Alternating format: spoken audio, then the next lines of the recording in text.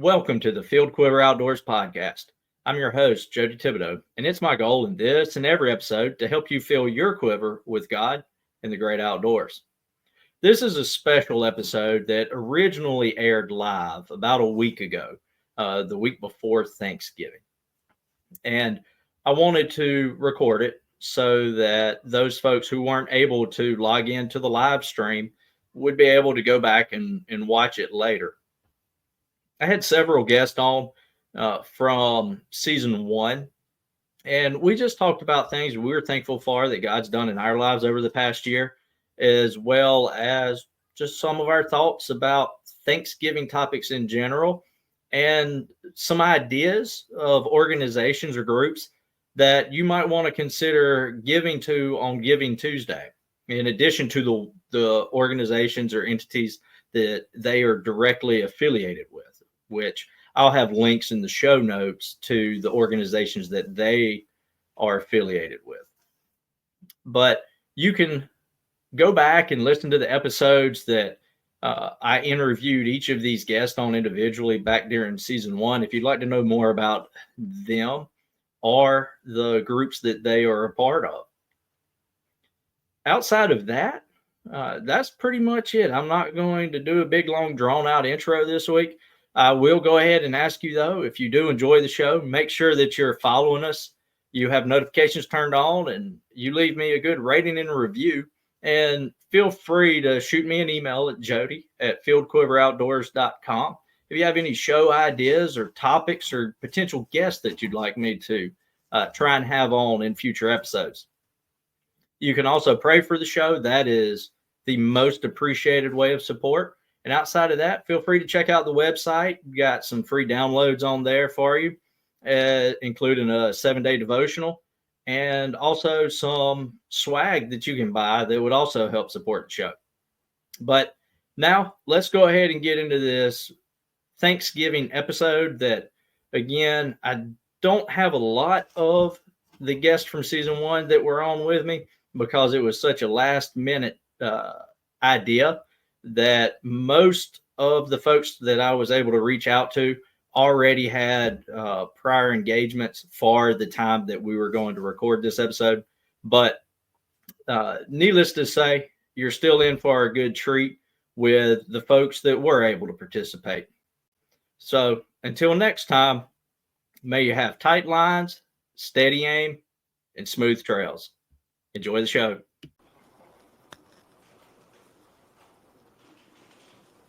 All right, well, we are recording. Maybe this is going live like it's supposed to be. We'll find out eventually. But we're going to pretend that it's live at least. But I tell you what, while we're just sitting here kind of talking, we just all got logged in. Guys, if y'all would, go ahead and introduce yourselves, and I'm going to go ahead and try and figure out if this thing's actually live or not. But we'll tell you what, we'll start with Mark. If you want to introduce yourself for the folks that haven't heard your episode yet. Yeah, sure.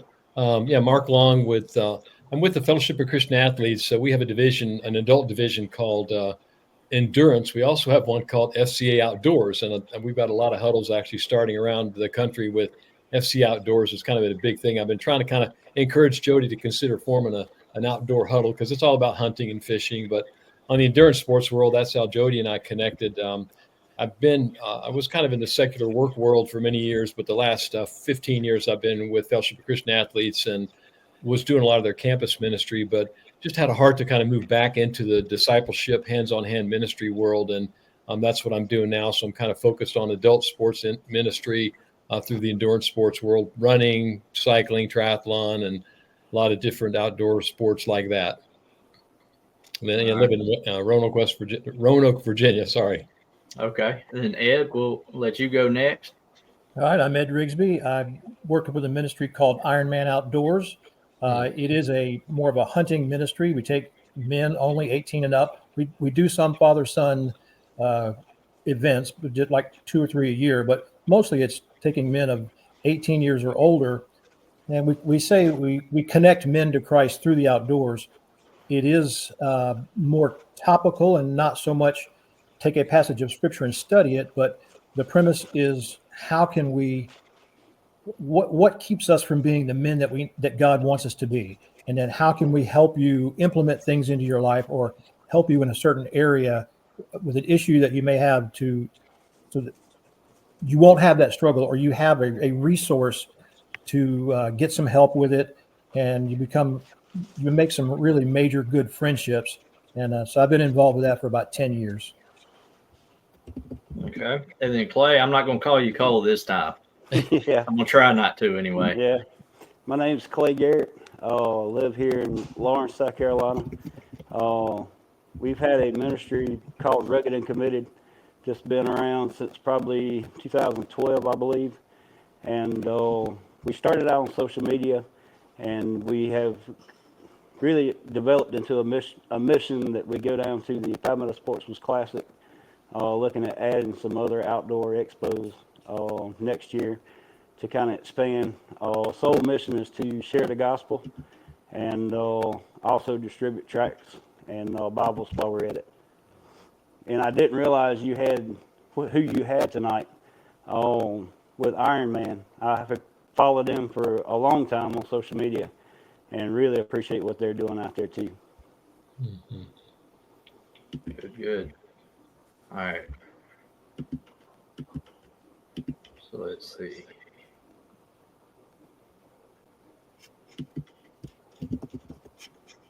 All right. And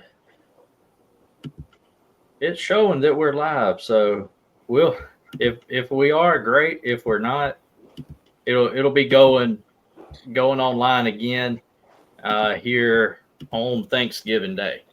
So, but we'll go ahead and just get into it. And I know one of the main things that I was wanting to talk about with you guys is just what are some things that y'all are thankful for over this last year. So, and now we are live. If we weren't, I know we are now. So I got it figured out for Facebook and YouTube. So if we weren't live, I apologize. It's going to be posted in a few days on Thanksgiving Day. Check back and you can see the intros, or you can just go back and listen to the episodes that these guys were on earlier this year. But again, I'm grateful for you guys for coming and joining me this evening. And if you need to pop in, pop out, that's fine. Don't really have any kind of time constraints on my end, but we'll just see where the show goes. But first off, and this can just kind of be a free for all. We'll just speak as you feel led. But first off, and I'll kind of kick off with answering my own questions first. But as far as what's something that you guys are thankful for God doing in your lives over the past year, and for me, one thing is just being able to let me connect with you guys. And then all the other folks that have been guests on the show over the last year that weren't able to join tonight. But I'm grateful for all of you folks because not only have I learned a lot, and the conversations with you guys helped me grow in my spiritual walk as well, I feel confident that the conversations that we've had will help others spiritually as well. But what's something that God has done in you guys' lives over the past year? Probably two things. Yeah, go ahead. I'll jump in there and say this past year has been pretty amazing for myself and my family. There's just been a renewed sense of faith and dedication in my entire home. So if you hear things going on in the background, my house is live too tonight. So this is my comfy chair, so I'm going to share from it. They're going to hear what I've already echoed. As you know from my testimony, God kind of was waiting on me to come back around and rededicate myself to the kingdom and servanthood. And he's done a lot of amazing things in my family, revealed a lot of amazing things, and it's been great. This podcast here gave me an opportunity to publish my testimony, and it's allowed me the opportunity to share it with others. That way they can hear it for themselves. I know it's made a big impression on what God, and that's the biggest thing about faith. Your testimony is one of your biggest tools you have. Just simply telling people what God's done for you, and He's been amazing this past year for us, and that's really what I'm thankful for. Ed, you want to go ahead? Yeah, probably two things. One, within the Ironman group, we led a retreat that had to do with spouses. Men had lost their spouses, and that was the first time we've done one. And so, being in that group who has previously lost a spouse, it was so interesting, and just preparing for the retreat. The things that I picked up, just some things that I studied, was like, oh man, how the goodness of God. The reiteration of, hey, here's a scripture. Do you believe it or not? Ed Rigsby, there was a time, did you really believe this or not? And so it really strengthened my faith. And then in this last year, my current wife and I were starting a ministry that's been on my heart for 30 years. It's a counseling kind of ministry. And we broke ground, just got the land cleared, and trying to make some progress on getting a 1-bedroom, 1-bath house. We're calling it our missions house. And so that's getting started, and it's underway. And I've had so many people volunteer to help. It's just been amazing. So looking forward to that. Okay. And Mark? I think for me, it would be just, and it's been echoed, just the praises of what God is doing in terms of revealing himself to me and to our family and to the guys that we're involved with. We launched a second men's huddle in Roanoke, which has just been amazing. We had a core group going, and it's just kind of cool when you work for a job where the Lord is your boss, and I really feel blessed to be a part of a ministry that, we hold Christ up high, and we do our best to, we have a method called E3. It's engage, equip, and empower. And it's really all about discipleship. And it's just a blessing to be able to work with God, come alongside of him at his work, and just help people grow in their faith, and just see breakthroughs, big breakthroughs with some of the guys that we're meeting with. So we launched this second men's huddle, and it's been about 14 guys that I'd been kind of praying about over the last year about re-engaging them or introducing them to just ministry and discipleship. And it just launched about, I guess, in the middle of summer. And there's been 14 guys just participating strong. And we're reading an incredible book called The Awe of God by John Bevere. And it's just built for challenging you to grow in your faith and walk in faith and sharing your faith with others. And it's all based upon a healthy, holy fear of God. So just huge blessings. And our family personally has been blessed too. And we feel God's amazing grace just day in, day out, in light of a lot of challenges that we faced this year. God just showed up and just really continue to bless and guide and provide and protect. Okay. Well, that was the serious question. I wanted to hit it up first, and but now we're just going to get into some that I think we're probably going to have some back and forth with us, and we just have a good time. And but one thing that I wanted to ask you guys, and I guess this is really a serious question too, before we get into the really, I guess, kind of fun, more of opinionated type questions. But what if you guys were to recommend one organization that you're not affiliated with? So other than the group that you're representing, what would be one organization that you would want people to give consideration to maybe making a donation to on Giving Tuesday? And I tell you what, we'll start with Ed this time. Okay, there's a group down in Union, South Carolina. It's called C4 Ministries.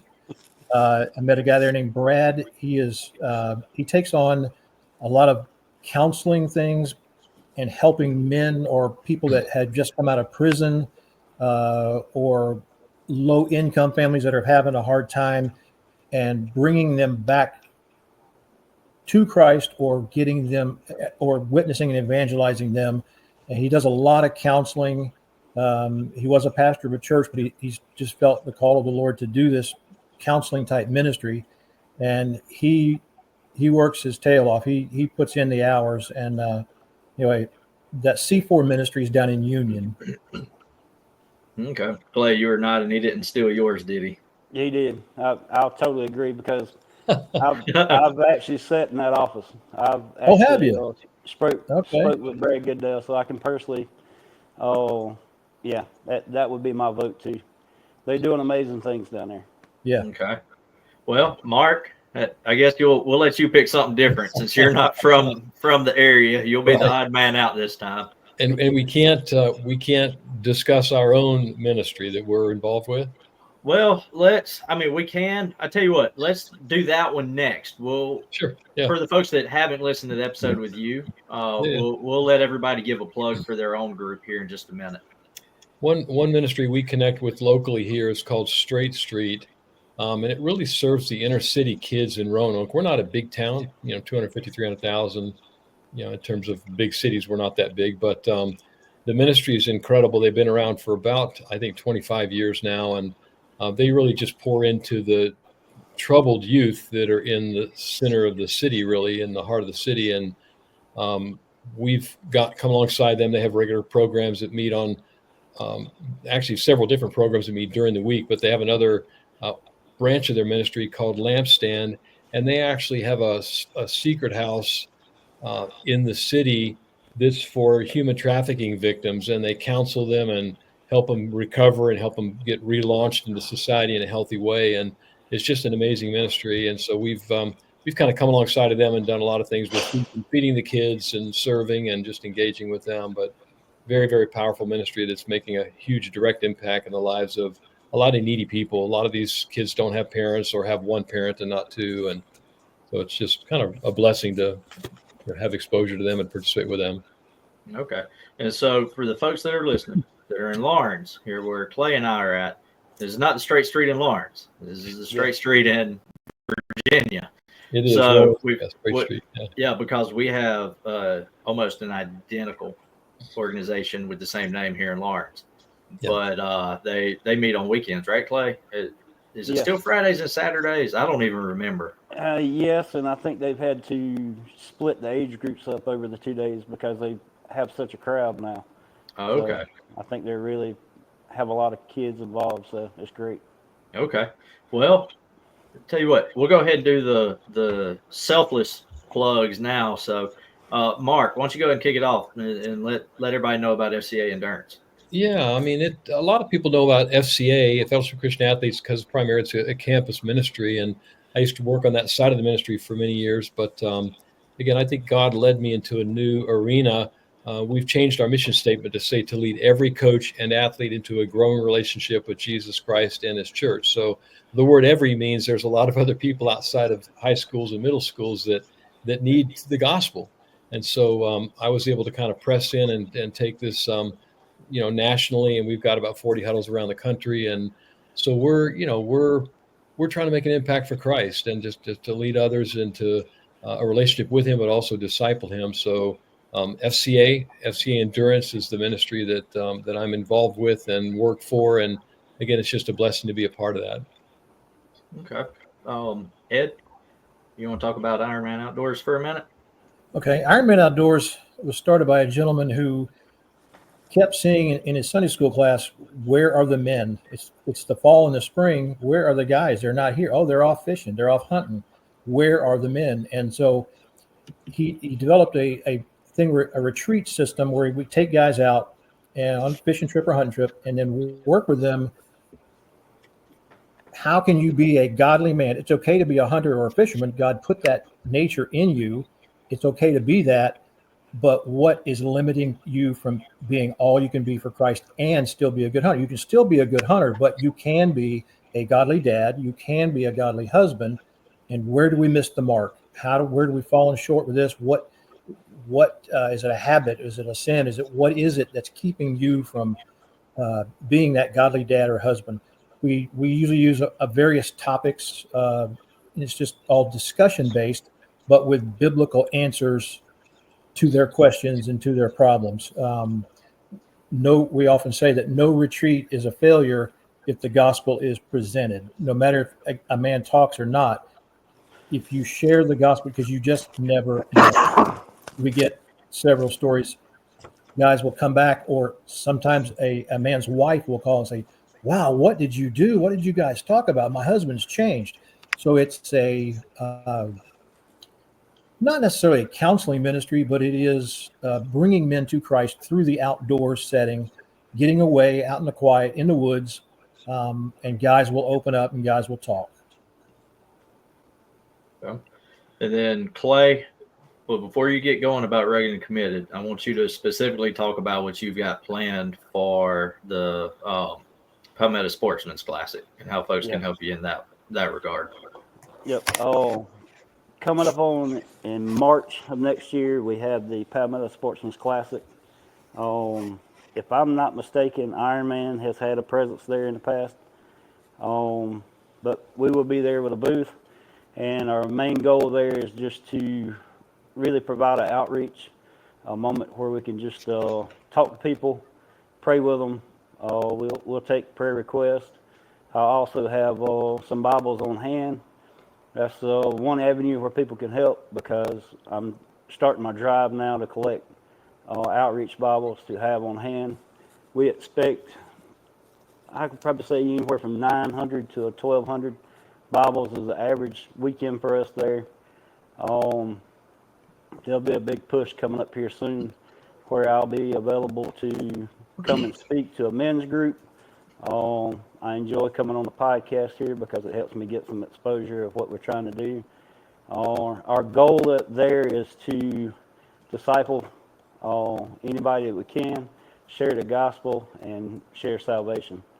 And that will, if someone wants me to come speak about it and tell a little bit about my testimony, I'll be glad to, in hopes that we'll gain some supporters. I have a really good team building right now of gentlemen that's going to be with me to help that weekend.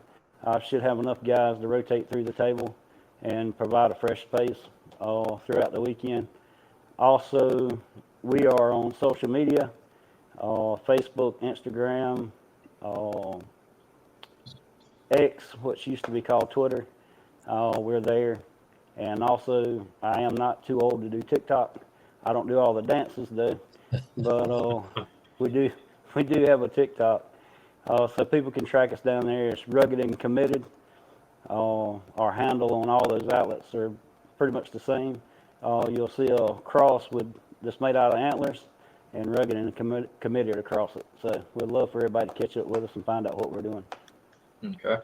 And then for anybody that is interested on the recorded, released version of this episode, I'll have links in the show notes to each one of you guys' organizations so that folks can be able to access you and access the ways they can make donations if they want to do that on Giving Tuesday, which hopefully they'll at least give it consideration.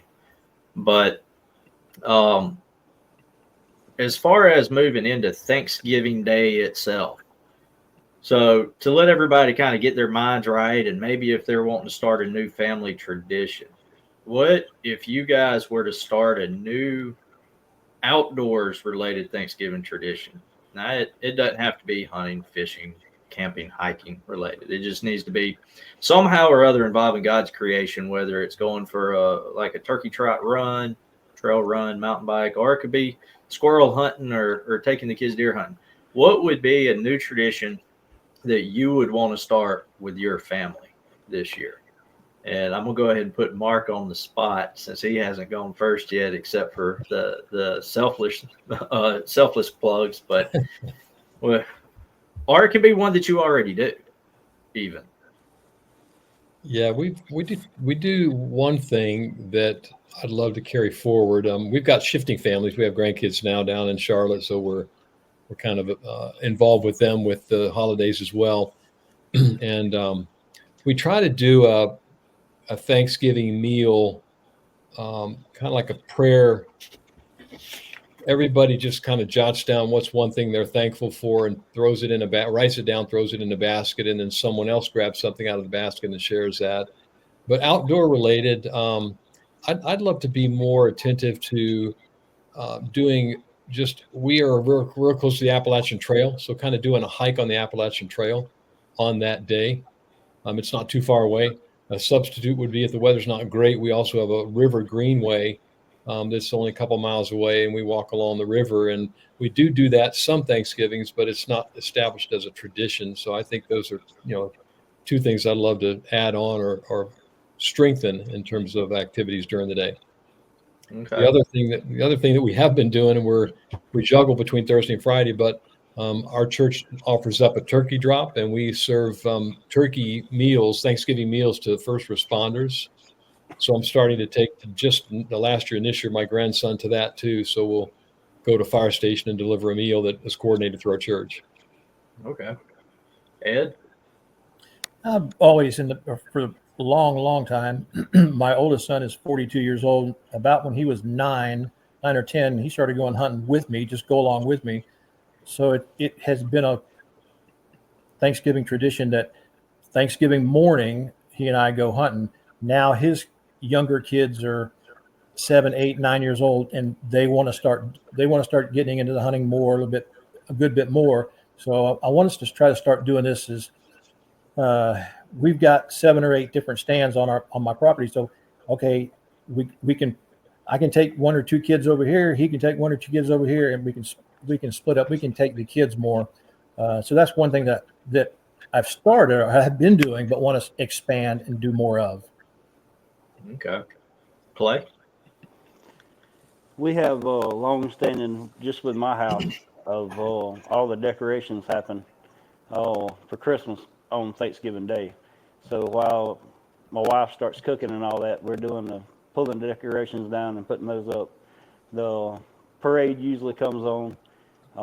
In years past, we've always duck hunted, but families, we grow older, we have kids, and we have other responsibilities, so we kind of have pulled away from that. So I would like to see maybe a new one, just a little bit of outdoor time. If we have the Lake Raven Park nearby here, that would be a good little trek for us to take the hiking trails and that, just walk the trails and maybe put in some fishing. But Okay.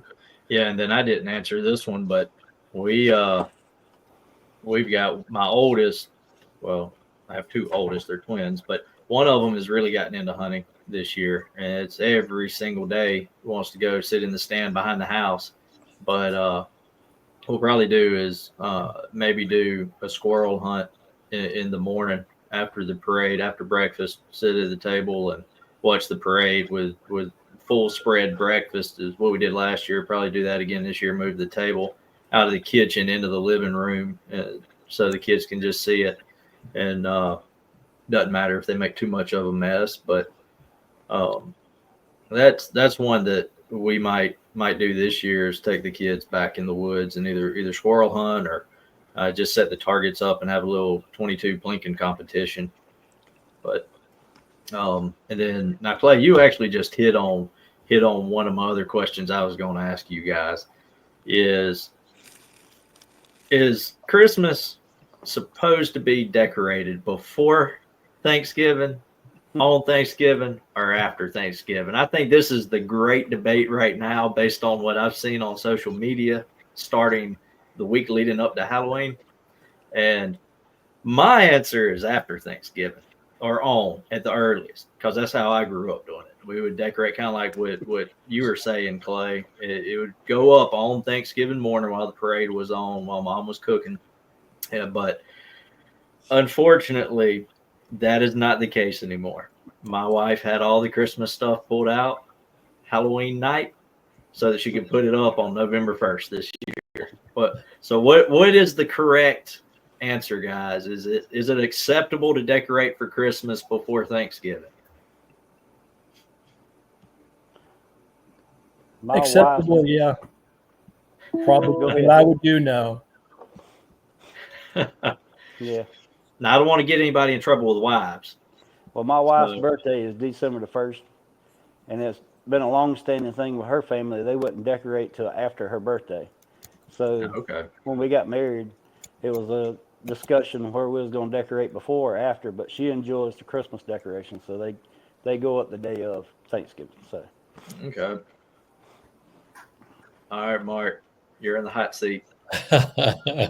Well, I'm reminded of a Bible verse that I kind of love. Really, it's I think it's 1 Corinthians 10:23, and it says all things are permissible, but not all things are beneficial. So, that was a good I one. mean, it's kind of a family preference, probably more than likely. We in our household now we're sort of empty nesters, and we typically will do the decorating for Christmas after the Thanksgiving weekend after Thanksgiving. My daughter, however, is a big time. She and her husband and the grandkids are huge into the going all out for their house. They kind of win the neighborhood thing in terms of the number of lights that they put up on their house. So they start probably November the 15th or even earlier. Okay. But they're an exception to the rule. I think we typically would go after Thanksgiving. Okay. Yeah. See, we have a huge plywood nativity set that we put out in the front yard that my aunt and uncle gave me a few years ago, and it's still in the shed. It will not come out until Thanksgiving Day at the earliest. But thankfully, it's a little bit too big and bulky and labor involved for what I think my wife would want to battle on her own. But uh, now let's talk about the Thanksgiving table spread. Now we know everybody knows turkey's the traditional meat, and then now sides it depends on where you're at in the country. Here, if it's not dressing, if it's stuffing, then you've got some explaining to do about where you're from. But let's go look at it from a little bit of a different angle, and let's look at some things that would be non-traditional, I guess you could say, for what we think of as being included in the Thanksgiving spread. What is something that either you have included on the table in the past, or something you think would be kind of neat to do that is like a wild harvested item, or incorporates something that's wild harvested, whether that just be as simple as the turkey's a wild turkey, or more elaborate to something I like doing. I haven't been able to do in a few years because birds keep eating them before they get ripe. But making homemade grape juice out of scuppernons. Well, what's something you can think of that is not really something you would go to the grocery store to buy, that you'd have to go out and find in the wild, that you think would be kind of cool to include on the table on Thanksgiving Day?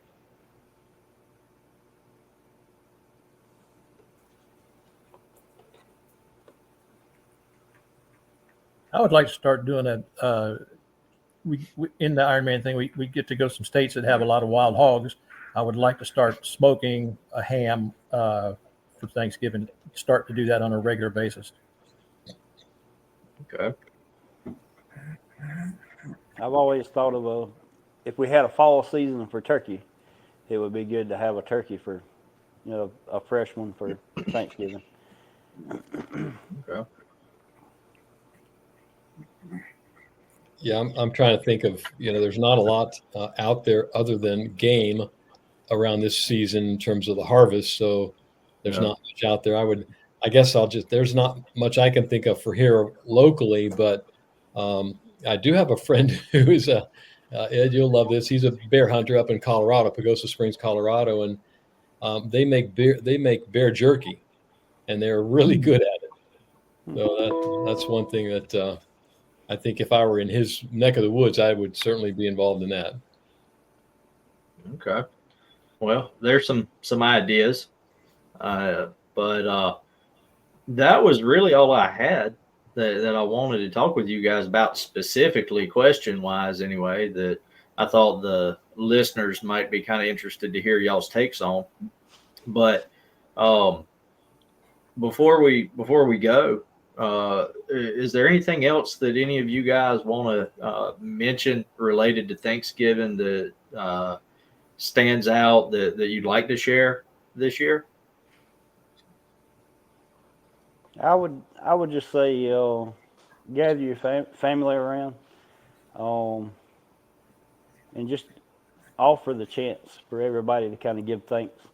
Let everybody vocalize it, what they're thankful for, because we have been through so much, in the times we're in. Everything's hard, jobs. Everybody knows. We've had a little bit of a struggle in our times. We come through, years ago with COVID. Just gather all your family around and allow them the chance just to kind of voice their own opinions of what they're thankful for. Let them know you're thankful for them, and just love on them, pray for them, and enjoy this time of Thanksgiving.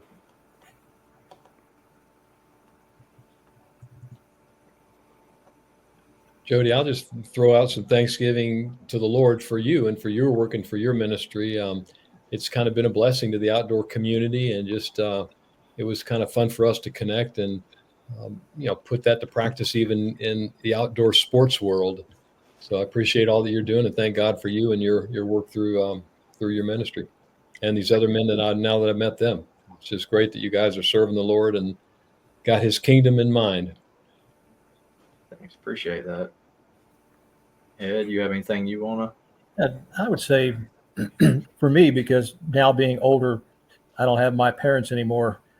If you still have your mom or dad, do something with them on Thanksgiving Day. Tell them that you're just thankful that for the way they raised you or things that they did for you, especially your parents. Okay. Well, guys, I appreciate y'all joining me this evening.